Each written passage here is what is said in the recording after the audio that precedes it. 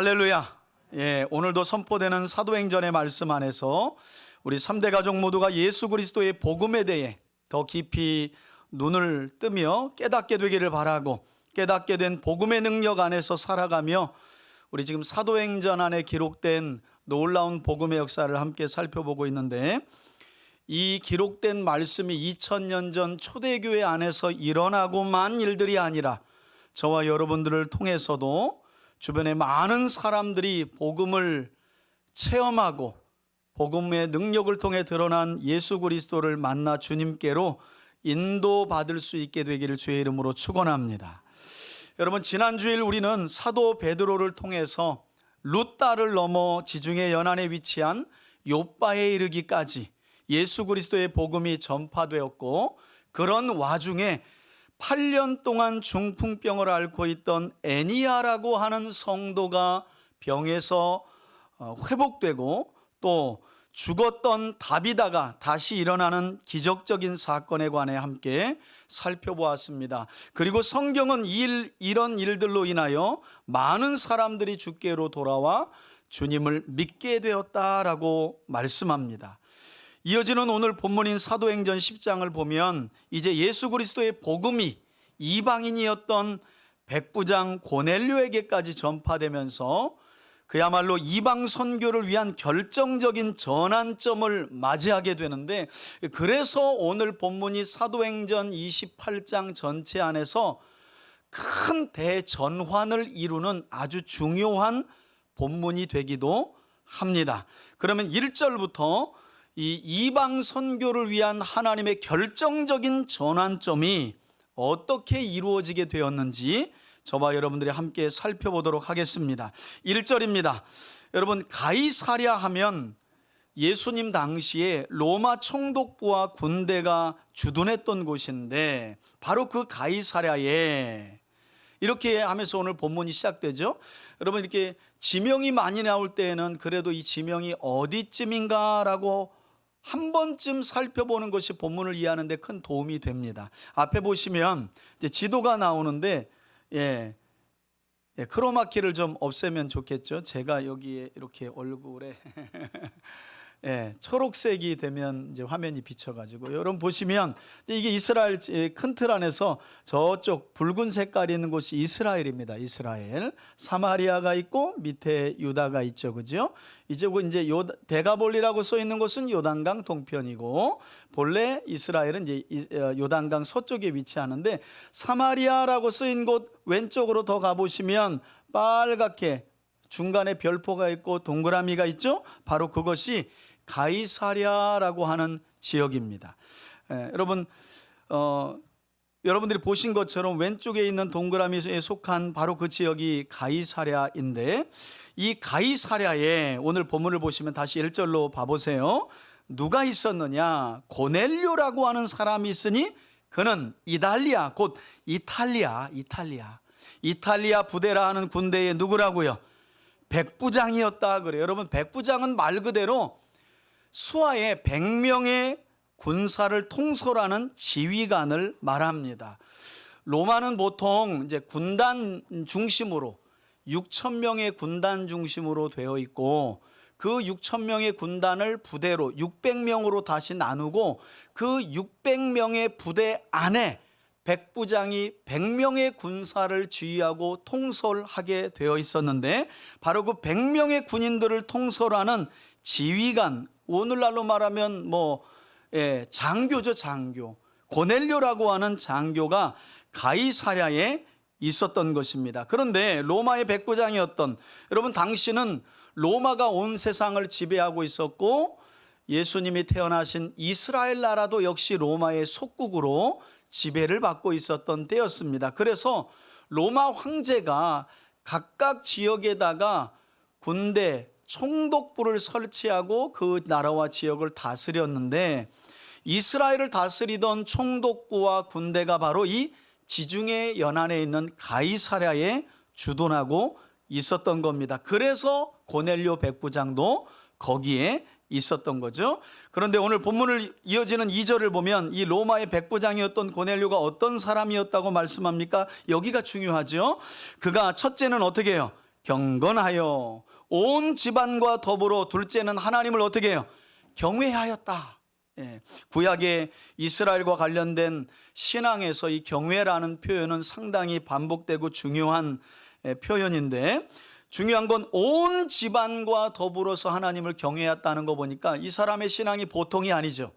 여러분, 신앙이라는 건 영향력을 끼치게 마련인데 온 집안 사람이 고넬료의 신앙을 보고 함께 여호와 하나님을 믿게 되었다는 것을 보니까 이 사람의 신앙이 상당히 신실했던 것을 우리가 짐작할 수 있습니다. 그리고 셋째는 백성들을 많이 뭐 했대요? 구제했다고 그러죠. 여러분, 고넬료는 로마에 속한 로마인입니다. 지금 로마인 군인으로서 이스라엘을 다스리러 지배하러 온 사람이에요. 그렇다면 그런 백부장 고넬료가 많은 사람들을 구제했다. 누굴 구제했던 걸까요? 로마인이 아니라 당연히 피지배 국가였던 이스라엘 백성들을 대상으로, 말하자면 일제 치하에 있을 때 한 일본인 장교가 조선 사람들을 이 집 저 집 다니면서 자기가 받은 노구로 쌀을 대주고 도와줬다는 말과 똑같은 거예요.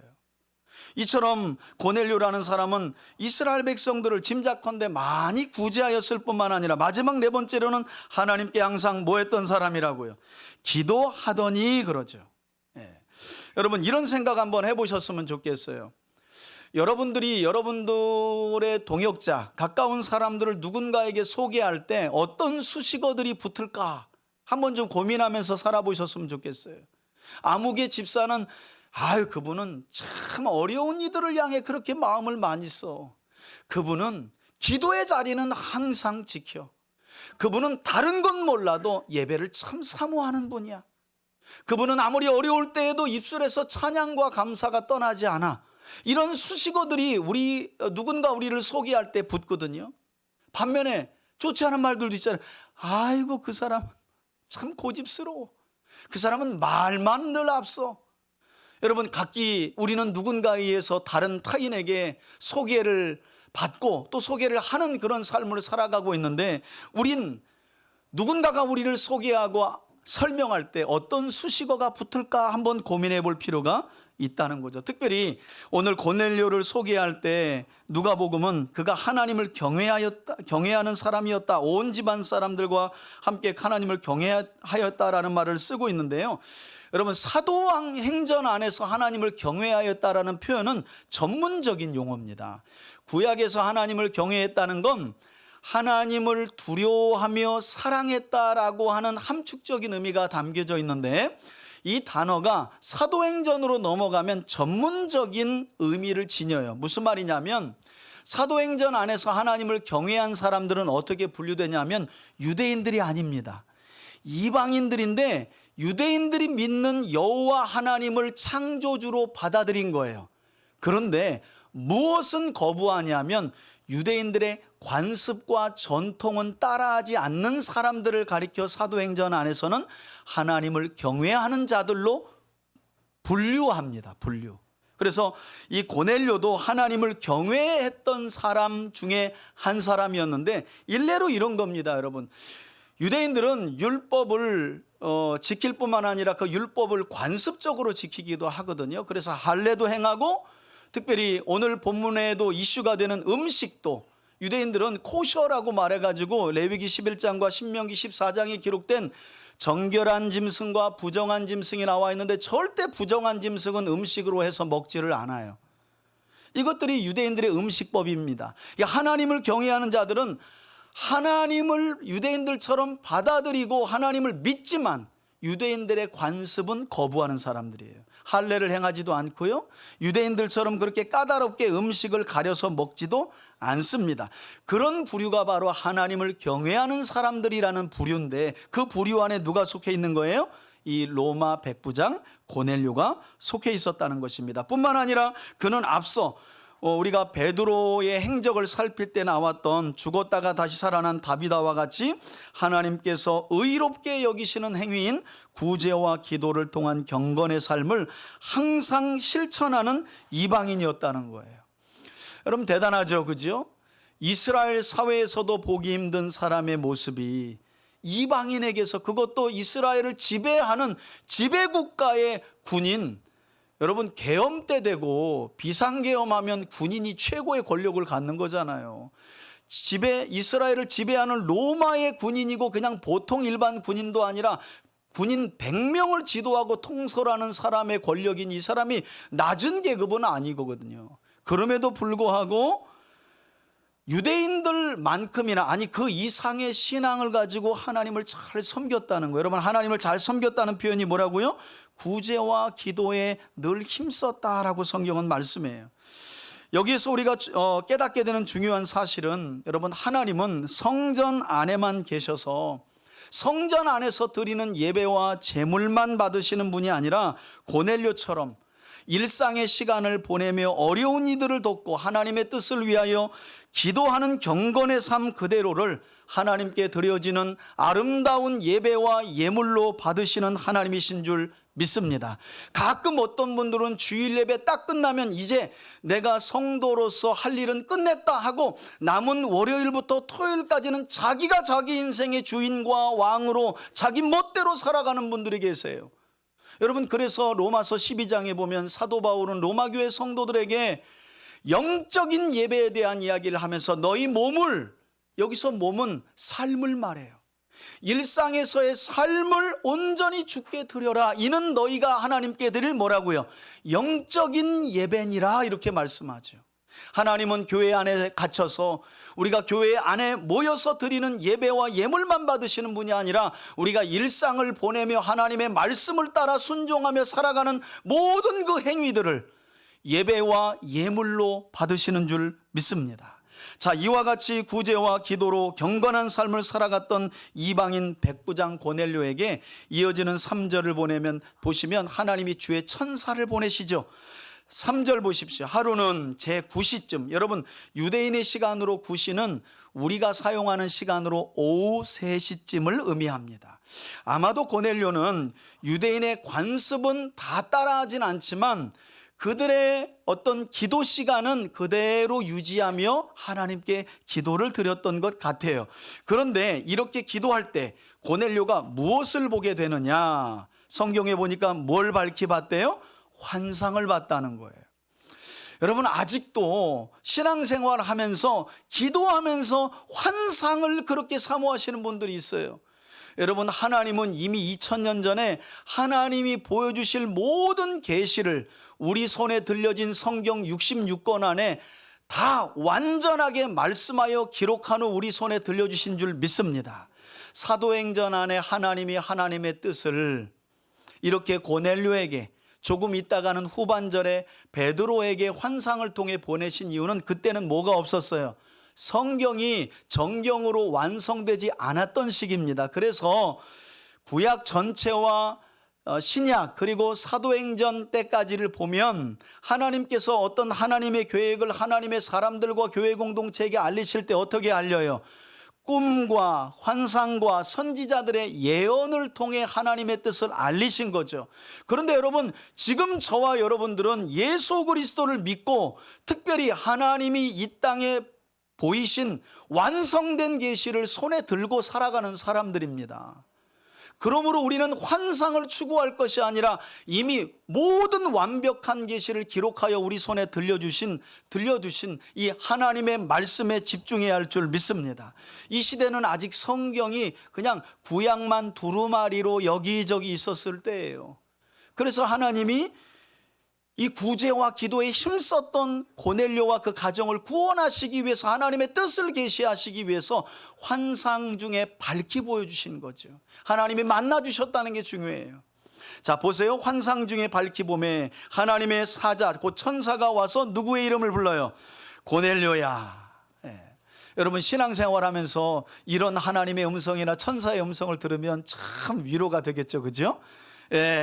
믿음 가지고 신앙 가지고 씨름하면서 시험 들고 어려울 때 신혜야 하면서 박 목사야 하면서 부르시면 얼마나, 이게 아마 고넬료는 이방인이었기 때문에 깜짝 놀랐을 거예요. 왜? 이런 일을 체험한 일이 없거든요. 하나님이 주의 천사를 보내신 거예요.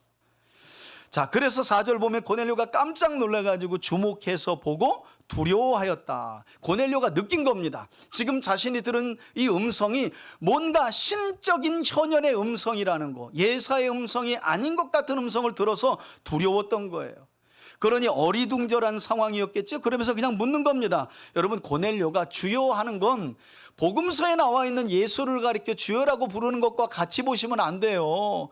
뭔가 신비한 현상이 나타난 거예요. 그래서 누구예요? 누구예요? 부르는 거예요. 자, 주여 무슨 일입니까? 그랬더니 고넬료에게 찾아온 천사가 말합니다. 너의 기도와 구제가 하나님 앞에 어떻게 해요? 상달되어 기억된 바 되었다. 여러분, 이 표현은 구약의 성막이나 성전에서 분향단의 레위인과 제사장들이 향을 피울 때 그 향이 저 하늘로 올라가서 하나님 앞에 닿는 그런 장면을 연상케 합니다.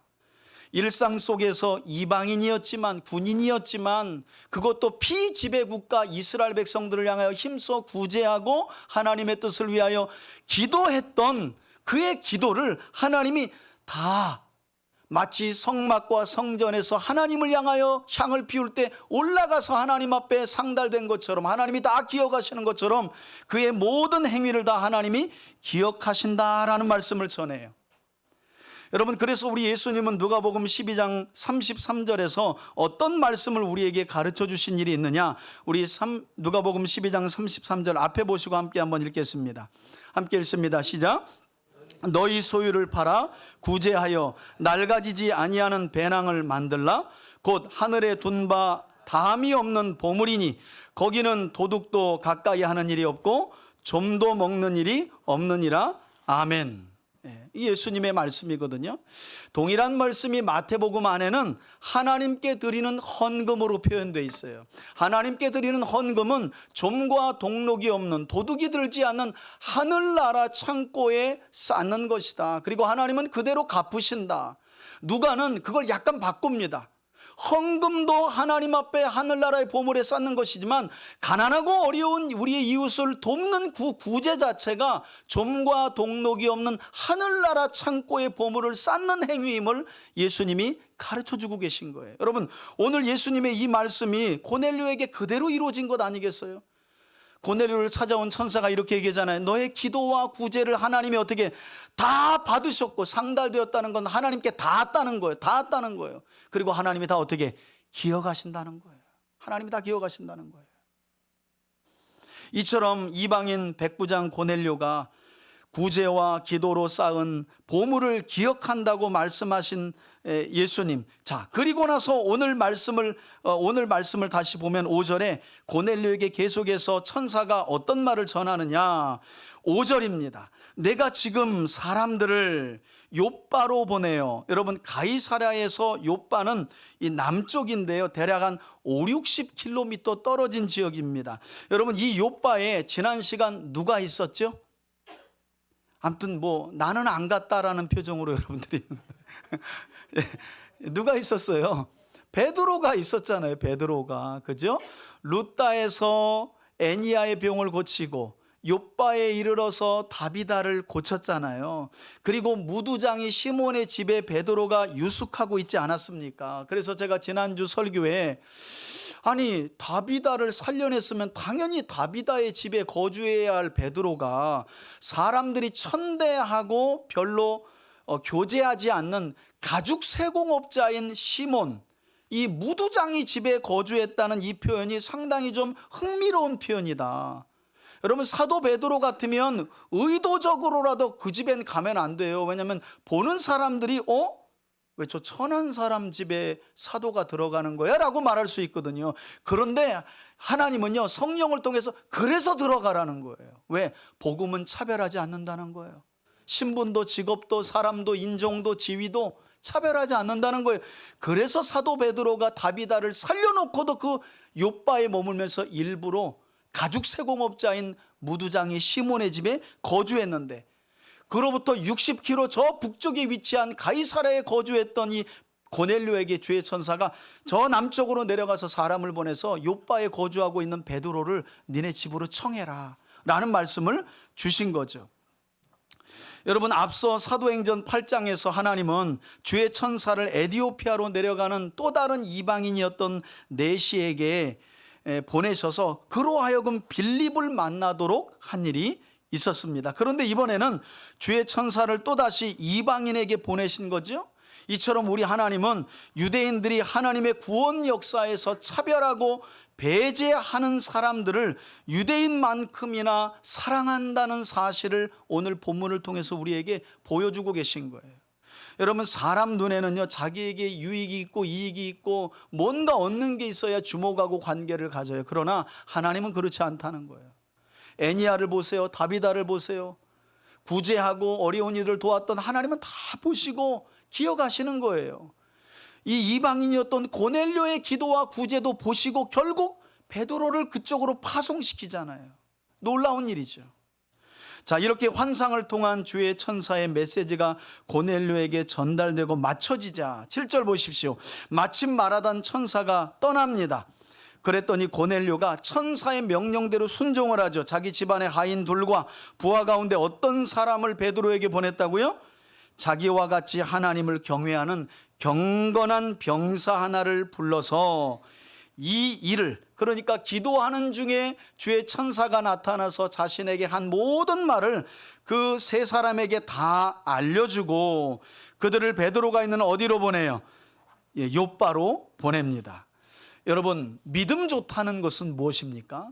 믿음 좋다는 것은 성경적인 지식을 줄줄줄 꿰고 있는 것만을 말하지 않아요. 믿음이 좋다는 건요, 내가 가지고 있는 신앙의 수준과 경험을 넘어서 하나님의 어떤 말씀이 주어질 때 그 모든 것을 내리워놓고 그 명령을 따르는 것이야말로 경건한 삶이요 믿음 있는 삶인 줄 믿습니다. 여러분, 그런 점에서 고넬료가 얼마나 경건한 사람이었고 믿음이 괜찮은 사람이었는지 보세요. 환상 중에 나타나 천사가 한 그 말, 저는 제가 고넬료였다면 조금 좀 의아해했을 것 같아요. 왜냐하면 여러분, 아니 하나님이 기도하는 환상 중에 천사를 보내서 베드로라고 하는 사람을 너희 집으로 청하라, 여기까지는 이해가 가요. 그런데 이렇게 말해요. 그가 무두장이 시몬의 집에 있다. 그곳은 해변 가까이 있다 말해요.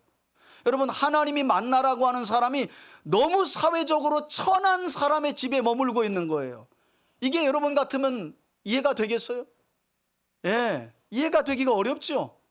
하나님의 계시가 있고 하나님이 만나라는 사람인데 무두장이 집에 있는 그런 사람을 내가 초청할 필요가 있나? 특히나 고넬료는 지금 이스라엘을 지배하고 있는 로마의 백부장인데 장교인데. 자, 그래도 고넬료가 자기 생각을 내려놓고 즉각적인 순종을 보이며 자신의 경건한 믿음을 결국 드러내지요. 저는 저와 여러분들이, 우리 3대 가족들이 신앙생활을 해나가면서 때로는 내 경험과 내가 알고 있는 어떤 지식의 수준과 다른 어떤 하나님의 음성이 들려질 때 분별은 해야 되겠지만, 그것이 하나님의 뜻이 명확하다면 그 하나님의 명령과 뜻 앞에 여러분들의 생각을 내려놓을 수 있기를 주의 이름으로 축원합니다. 여러분, 그런데 이어지는 말씀을 보니까 고넬료가 보낸 이 하인 둘과 경건한 부하가 고넬료를 청하기 위해 요빠로 향하고 있을 때 이 세 사람이 도착하기 전 하나님은 베드로에게 어떤 환상을 보이셨느냐? 저는 이 대목을 보면서 사무엘상에 사울이 아버지 기스의 잃어버린 암나귀 둘을 찾을 때 찾고 찾아다녀도 못 찾으니까 그 종이 사울에게 이 근방에 하나님의 선지자 사무엘이 있는데 거기 가서 한번 물어보죠 라고 하였을 때 성경이 아주 흥미롭죠. 사울이 사무엘을 찾아오기 전날 하나님이 누구를 이미 만나셔요? 사무엘을 만나시죠. 다음 날 사울이라는 청년이 찾아와서 아버지의 잃어버린 암나귀를 찾을 거야. 그러면 그 아이에게 기름을 부어라. 하나님이 먼저 찾아가 주시잖아요. 여러분, 하나님의 역사가 참 놀라워요. 오늘 본문에도 보면 이렇게 고넬료에게 환상을 통해 천사에게 명령하신 하나님께서 그들이 도착하기 전 베드로를 또 환상 가운데 만나 주십니다. 9절 보세요. 이튿날 그들이 길을 가다가 그 성하면 요빠겠죠. 거기에 가까이 갔을 때에 베드로가 역시 뭐하고 있어요? 그러니까 여러분, 기도하셔야 됩니다. 하나님의 말씀 가운데 살아가며 기도할 때 하나님은 그 기도를 통해 하나님의 뜻을 이루시는 줄 믿습니다. 지붕에 올라간 거죠. 베드로가. 그때가 몇 시였대요? 예, 정오 6시면 우리 시간으로 정오 12시가 됩니다.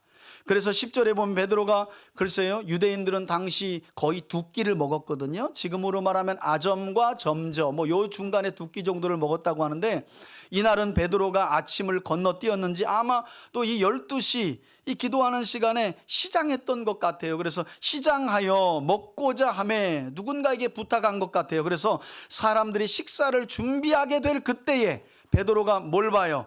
황홀한 중에라는 건 고넬료가 봤던 환상을 베드로도 봤다는 겁니다. 이어지는 11절을 보세요. 환상이, 여러분 지금 베드로는 어떤 상황이라고요? 여러분과 똑같은 거예요. 지금 배고파요. 12시가 다 돼가잖아요. 배고파요. 지금 이 시간에 임한 거예요. 여러분 누구에게 임하실지 몰라. 지금 딱 12시에 보니까 이때 딱 임한 거예요. 시장해가지고 음식을 준비하는데 베드로 앞에 환상이 열리는 거예요. 하나님의 계시가 임한 거죠. 뭘 봤느냐? 하늘이 열리며 한 큰 그릇이 내려오는 것을 보는데, 보자기 같기도 하고 내 이 보자기에 내 귀퉁이를 메어가지고 땅에 내리웠더라. 12절에 보니까 그리고 그 안에는 땅에 있는 각종 네 발 달린 무엇이요? 짐승과 기어다니는 거 하면 뭐 뱀이나 뭐 이런 걸 말하는 거겠죠? 그리고 공중에 나는 새들이 보였다는 거예요. 여러분 이렇게 말해봐야 여러분들이 참 이미지로 그리기 어려워서 제가 앞에 그림을 한번 또 만들어 봤어요. 자, 여러분 이런 광경을 본 거예요. 12시 정오에 기도하는데 옥상에서, 여러분 지붕이라고 말했더니 뭐 위험하게, 여러분 그게 아니라 이스라엘은 지붕이 옥상이라고 보시면 돼요. 거기에서 정오에 기도하는데 어떻게 여러분 보시기에 저 앞에 있는 삼겹살이 참 눈에 띄죠, 그죠?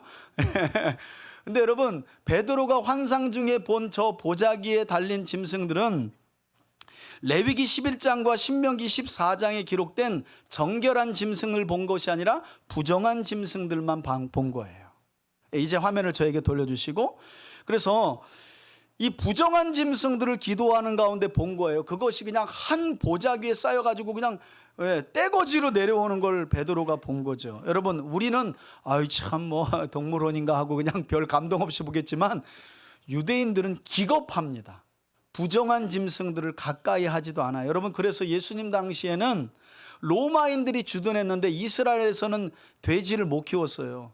로마인들은 돼지를 삼겹살, 오겹살을 막 먹었거든요. 유대인들은 돼지를 부정한 짐승으로 여겼기 때문에 요단강 동쪽인 데가볼리 지역에서 돼지를 키워가지고, 그래서 귀신 들린 자의 귀신이 떠나가서 돼지떼에 들어가고 바다로 거꾸로진 일이 있어져. 이게 데가볼리 요단 동편에서 있는 거예요. 여러분 이스라엘 본영에서는 돼지 못 키웁니다. 이거 키우면 이스라엘 사람들이 난리버거지를 피워요. 그러나 로마 군인들이 돼지를 좋아하니까 요단강 동쪽에서 먹어서 동쪽에서 키워가지고 이리로 고기를 공급하는 거죠. 그 정도로 유대인들은, 정통 유대인들은 하나님의 율법에 기록된 부정한 짐승들을 아주 가까이 하기를 꺼렸고, 여러분 가까이 하기도 꺼렸는데 그걸 먹었다? 있을 수 없는 일이에요. 여러분 지금도 유대인들은 코셔라고 하는 제사장이 허락하에 잡은 음식만 고기를 먹습니다. 지금도 정통 유대인들은 어느 나라에 가도 그 나라에 살고 있는 제사장 지도자들이 허락하에 이렇게 상표가 붙어요. 그런 코셔만 먹지 그 나라 음식이, 특히나 고기, 육류나 이런 건 절대 먹지 않아요. 왜냐하면 음식 규례 때문에 그렇습니다. 그러니 유대인이었던, 뼛속까지 유대인이었던 베드로의 입장에서 이 환상 중에 내려온 부정한 짐승들은 기겁할 노릇이죠. 그 환상 자체가. 여러분 이렇게 환상을 통해 베드로가 보자기에 쌓여 내려오는 각종 부정한 짐승들을 보고 있을 때 음성이 들립니다. 13절 보세요. 또 소리가 있어 이르되 베드로야 일어나서 어떻게 해요? 여러분 이게 참, 우리는 할렐루야죠. 아까 돼지도 있고 뭐 잡아먹을 소도 있고 뭐 잘됐다, 날 잡아서 저거 다 때려잡아 먹어야 되겠다 그러는데, 오죽하면 우스갯얘기로 한국 사람들은 뭐 다리 있는 것 중에 책상하고 뭐 의자 빼고는 다 먹는다며요. 날아다니는 건 비행기 빼고 다 먹고 우리 같으면 감사할 텐데 유대인으로서는 이게 기겁할 일이거든요. 환상 중에 베드로야 일어나 잡아먹어라. 얼마나 베드로가 깜짝 놀랐는지 반응을 보이죠. 14절 보세요. 베드로가 곧바로 말합니다. 주님 저는 그렇게 못합니다.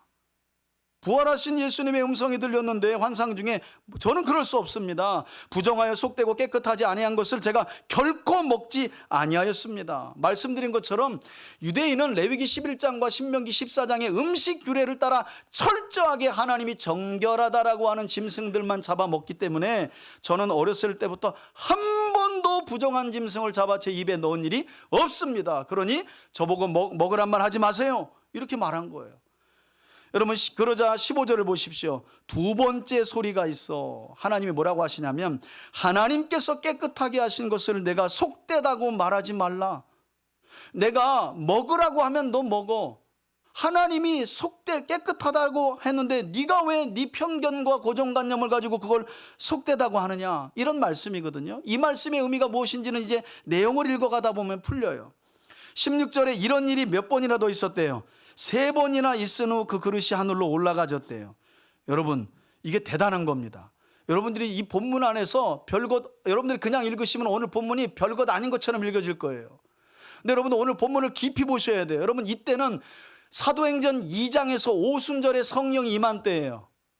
오순절에 성령을 누가 받아요? 베드로가 받았잖아요.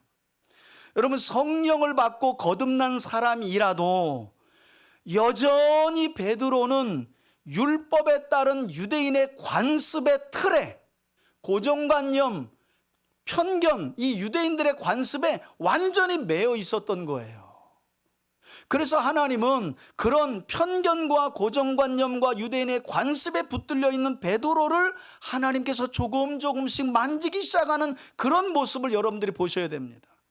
여러분, 착각하시면 안 됩니다. 여러분, 우리 교회에 와서 신앙생활 몇 년 하셨어요? 하고 신앙생활 오래되면 마치 예수님처럼 변화될 것 같고, 저분은 신앙생활 오래 하셨는데 왜 저래? 성령 받고 예수님도 믿고 예배하는데 왜 저렇게 말하고 왜 저래?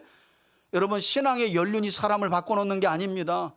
오늘 성경을 보면 성령 받은 사람도 여전히 이전에 그리스도 밖에서 살아갈 때 가지고 살았던 경험, 고정관념, 틀, 관습에 매여 있는 그런 것들이 깨져야 한다는 말씀을 지금 성경이 하고 있는 거예요.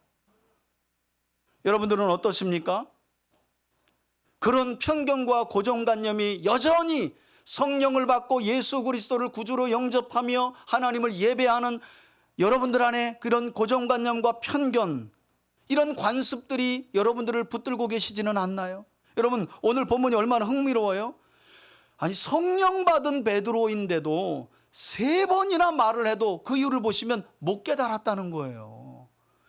이 지금 기도하는 환상 중에 부정한 짐승들이 가득 내려온 이 환상의 의미가 무엇인지, 베드로가 왜 하나님은 베드로에게 내가 깨끗하다고 하는데 네가 뭐라고 이걸 더럽다고 말해? 라고 하는 이 하나님의, 부활하신 예수님의 음성을 못 알아먹었다니까요. 그래서 3번이나 하고 올라간 거예요. 여러분, 3번이나 했다는 건 그만큼 하나님께서 이 3번에 보이신 환상이 분명한 하나님의 뜻이라는 것을 알려주는 동시에 그만큼 베드로의 고정관념과 편견이 베드로 안에 뿌리 깊이 자리 잡고 있었다는 거예요. 3번이나. 여러분, 사실 하나님께서 베드로에게 3번이나 반복해서 보여주신 부정한 짐승을 일어나서 잡아먹으라 라고 하는 이 환상은 음식에 관한 메시지가 아니었습니다. 이것은 성령을 받은 후에도 여전히 옛 언약인 율법의 틀에 갇혀가지고 부활하신 예수님이 유대인들에게만 필요하지 이방인들은 어차피 지옥의 땔감으로 쓸 사람들인데 하고 하는 생각을 가진 사람들이 유대인들이거든요. 여러분, 지금도 정통 유대인들은요, 하나님이 그러면 아브라함의 후손인 당신들 말고 이방인들을 왜 만들었냐, 하나님의 형상으로, 이렇게 물어보면 뭐라고 대답하느냐? 지옥의 불쏘시개로 쓰려고 만들었다는 거예요. 이게 말이나 됩니까, 여러분? 여러분, 여기까지는 아니어도 베드로도 역시 유대인이기 때문에 그런 관습에 젖어 있는 거예요. 부활하신 예수님을 만났습니다. 성령을 통해 예수가 메시아이심을 믿었어요. 그런 메시아가 누구에게만 필요하다고 생각하고 있는 거예요? 유대인들에게만. 그게 베드로가 갇혀있는 고정관념과 편견이었어요. 하나님은 이 환상을 통해서 지금 그걸 깨트려주고 있는 거예요. 메시아이신 예수 그리스도는 유대인뿐만 아니라 이방인이나 유대인이나 우리 성경에 나와 있는 것처럼 헬라인이나 야만인이나 남자나 여자나 주인이나 종을 차별하지 않고 모든 사람들에게 필요한 구원의 이름이 되는 줄 믿습니다. 문제는 베드로가 여전히 그런 틀을 깨지 못해요. 여러분, 오늘 제 설교를 잘 들으시면 여러분 삶의 수지 맞아요. 왜냐하면 신앙생활이 오래되신 분일수록 자기 안에 고정관념이 있는지도 모르고 그냥 계속 신앙생활하고 있기 때문이에요. 자신, 여러분, 편견은 특이한 게 뭐냐면 자기 눈에는 안 보여요. 고정관념이라는 건 자기에게는 상식처럼 여겨집니다. 그게 문제예요. 그래서 안 바뀌는 거예요. 신앙생활한다고 바뀝니까? 성령을 받은 베드로도 안 바뀌었습니다. 하나님의 정말 특별한 은혜가 있어야 성령 받은 베드로도 안 바뀐다니까요. 바뀌는 과정이 필요한 거예요. 저는 예수 그리스도의 십자가 죽음과 부활이라는 복음을 믿고 구원의 은혜를 받은 우리 3대 가족들 역시 이처럼 우리 안에 여전히 내재되어 있는 잘못된 편견과 고정관념들을, 특별히 주변 사람들에 대한 편견과 고정관념들이 깨어지기를 바라고, 그래서 차별 없는 하나님의 사랑을 삶에 실천하며 복과 은혜 안에 거하는 저와 여러분들이 되시길 주의 이름으로 축원합니다. 여러분, 이렇게 거듭되는 환상을 보고도 대체 하나님께서 왜 이 부정한 짐승을 나보고 잡아먹으라고 하는지 베드로는 깨닫지를 못해요. 알아먹지를 못해요. 그래서 여러분 17절을 보십시오. 베드로가 본 환상이 무슨 뜻인지 속으로 매우 당혹스러워하며 의아해하다니 마침 그때 누가 도착해요? 고넬료의 환상을 받고 주인인 고넬료의 명령을 따라 요빠까지, 가이사라에서 요빠까지 찾아와 마침내 시몬 베드로의 집, 여기가 어디예요? 무두장이 시몬의 집에 도착한 그들이 딱 그때 도착하는 거예요. 여러분, 하나님의 타이밍이 얼마나 기가 막힙니까? 때로는 사람들이 어떤 일 해결하겠다고 백날 뛰어다녀 봐야 놀라운 때가 언제인 줄 아세요? 다 포기하고 기도하러 왔더니 하나님이 그때 일을 이루셔. 얼마나 놀라운 일들이 그리스도인들의 삶에 많은지 몰라요. 하나님의 타이밍이 그래서 놀라운 거예요. 뭐지 하는데 마침 고넬료가 보낸 그 사람들이 시몬 베드로가 거주하고 있는 이 무두장이 시몬의 집에 딱 도착해서 문 밖에 서 있었습니다. 여러분 18절을 보세요. 그때 문 밖에서 소리가 들리죠. 불러 이르되 베드로라는 시몬이 이 집에 있습니까? 여러분, 고넬료가 환상을 본 때로부터 이때가 21시간 지났어요. 고넬료는 전날 오후 3시에 환상을 보았고 사람을 보냈죠. 그리고 베드로는 그 다음날 12시에 하나님의 환상을 봤어요. 지금 베드로를 찾아온 고넬료의 부하 하인 둘과 경건한 병사 1명, 이 3명은 21시간 만에 정확하게 하나님의 인도를 따라 시몬 베드로를 찾아온 겁니다. 그때 19절 보세요. 베드로가 그 환상에 대하여 생각할 때에 성령께서 그에게 말씀하셨죠. 뭐라고요? 너 아무리 그거 생각해봐야 몰라. 내가 2 사람을 너한테 보냈어. 지금 2 사람이 너를 찾으니 일어나 내려가 의심하지 말고 함께 가라. 어디로 가라는 말이에요? 고넬료의 집으로 가라는 말이죠. 내가 그들을 너에게 보내었느니라 하시니 21절에 베드로가 내려가 그 사람들을 보고 내가 너희가 찾는 사람인데 너희가 무슨 일로 왔느냐? 그랬더니 22절에 그들이 대답합니다. 백부장 고넬료는 자기 주인을 소개하는 거예요. 또 한 번.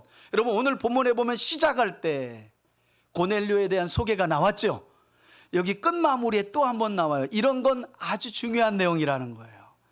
여러분, 고넬료에 대해서 뭐라 그래요? 이번에는 여러분 성경이 소개하는 게 아니라 누가복음을 기록한 의사 누가가 초도에는 소개했다면 이 소개는 지금 고넬료의 명령을 받고 베드로의 집에 찾아온 그의 집 하인들의 평가입니다. 여러분, 자신에 대한 평가는 가급적이면 가까운 사람들한테 받아보시는 게 좋아요. 여기 보세요. 백부장 고넬료는 의인이요. 여기 또 나오죠. 하나님을 경외하는 사람이라. 그리고 피지배 국가에 속하는 유대인들로부터도 뭘 많이 받아요? 왜? 당연히 유대인들을 향해 구제를 많이 하니. 자신들을 지배하고 있는 로마 군인들 100명을 통솔하는 장교인데도 우리 때로 보자면 일제치하에 있는데 조선 사람들이 일제치하의 한 장교를 그렇게 존경하는 거예요. 왜? 그가 조선 사람들을 너무 많이 구제하니까. 그래 삶이 봐라. 그래서 칭찬이 많았다는 거예요. 그가 거룩한 천사의 지시를 받아 당신을 지금 그의 집으로 청하여 말을 들으려 하고 있습니다. 그랬더니 마지막 절 23절에 베드로가 그들을 집으로, 왜? 지금 여러분 오후나절 지나가지고 이렇게 그 시간에 이미 온 거 12시 지났기 때문에 지금 출발해봐야 못 가. 그래가지고 일단 그들을 드립니다. 그리고 이튿날 일어나 그들과 함께 갈새 요빠에서 온 형제들도 함께 베드로가 고넬료의 집으로 갔다 하면서 오늘 말씀이 끝나요. 여러분 다음 장인 사도행전 11장 2절을 보면 베드로가 이 함께 출발한 형제들이 몇 명이었다라고 정확하게 기록하는데 6명이 가요. 그러니까 생각해 보세요. 지금 요빠에 있던 시몬 베드로가 고넬료의 집으로 갔을 때 고넬료가 보낸 3사람이 있었고 거기에 베드로가 있었고 거기에 6명의 형제 총 몇 명이요? 10명이 이제 요빠에서 가이사랴로 갔다는 말이에요. 여러분 오늘 본문에서 오늘 본문인 사도행전 10장 말씀을 통해 하나님은 복음 전파의 위대한 전환점에서 하나님께서 어떻게 역사하셨는지를 우리에게 가르쳐주고 있음을 우리가 눈여겨볼 필요가 있는데, 무엇보다도 하나님은 그 위대한 전환점에서 베드로의 고정관념과 편견이라는 가장 큰 장애물을 제거해 가고 계시다는 것을 여러분들이 깨닫기를 바라요. 여러분 성령 받았다고, 내가 어떤 직급을 받았다고, 신앙생활에 연륜이 있다고 그 사람 안에 있는 고정관념과 편견이 깨어지는 것은 절대 아닙니다. 하나님의 꾸준한 도우심이 필요해요. 그리고 하나님은 교회 공동체 안에서 특별히 주변 사람들을 통해서, 그리고 하나님께서 친히 역사하셔서 예수를 믿어도 잘 깨어지지 않는 고정관념과 편견들을 오늘 베드로에게 나타나셔서 그와 같이 하신 것처럼, 여러분 이때 베드로가 고넬료의 집으로 갔다고 베드로가 다 편견과 고정관념이 깨어진 것은 아닙니다. 그 집에 가서 부활하신 예수 그리스도를 설교하고 나서 그 집에 성령이 임하는 걸 보고 베드로가 완전히 깨집니다. 그리고 다음 장인 11장에 가서 예루살렘 교회에 올라가서 고넬료의 집에 있었던 성령의 역사를 그가 간증하기 시작해요. 여러분 성령 받은 베드로라도, 예수를 하나님으로 믿는 베드로라도 한 번에 모든 게 다 바뀌는 건 아니라는 거예요. 그러니 저와 여러분들 안에 이런 편견과 고정관념이 없다고 생각하면 그거야말로 교만이죠. 여러분 이것 때문에 사실은 교회 공동체가 늘 시끄럽기도 하고 분쟁이 있기도 하고 다툼이 있기도 하잖아요. 어떤 한 일을 경험하고 저 사람이 저렇구나 하고 그 다음부터는 그 사람하고 대화를 안 해. 저 사람이 저러네? 저래? 하고 나서 그 다음부터는 또 고정관념과 편견을 가지고 마음을 안 열어. 여러분이 누구 손해예요? 본인 손해입니다. 하나님은 지금 그 사람을 바꿔주고 계신 거예요. 예수 그리스도를 닮도록 바꿔주고 계신 거예요. 여러분 피한다고 피해집니까? 안 피해집니다.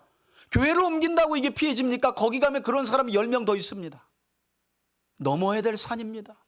마음을 열고 고정관념과 편견을 깨트리라는 거예요. 왜? 이건 성령 받고 예수를 믿어도 이건 갈아져야 하는 성화의 과정 중에 하나님의 특별한 은혜가 필요한 거예요. 여러분 베드로를 보세요. 3번이나 나타났다잖아요. 그런데 왜지 그러고 있었다잖아요. 자기 안에 있는 편견을 못 본다니까요. 그러니 제발 성도들끼리 대화도 좀 많이 하시고요.